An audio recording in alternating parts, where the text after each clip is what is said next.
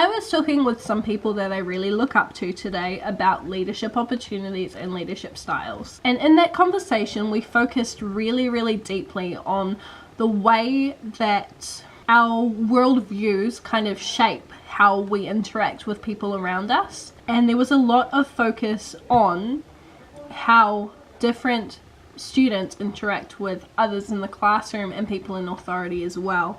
So I have found it fairly easy to understand isn't the right word, but interpret and be able to kind of gauge personalities based on the students in my classroom. When it comes to doing it with my peers and people that I see as above me, for example, our principal and the senior leadership team, even our head of departments, I find it much harder to understand them as people.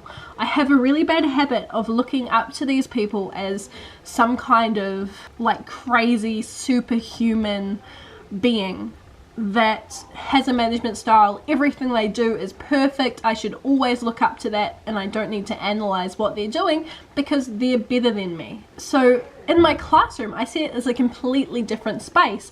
I see my kids with strengths and weaknesses. I see them with preferences, with ways that they interact with each other in different worldviews. But for some reason, I can't translate that to upper leadership. I find it really hard to separate that knowing of my students to understanding the motivations and understanding that sometimes people in leadership will make mistakes because they are humans. So something that is going to be a goal for me going forward, even though it has been a goal in the past, is to see the people that I look up to as human. And recognizing that is going to be a big step towards helping me in the future with leadership potential, because it means that I will be able to see eye to eye rather than looking up at the people that I admire.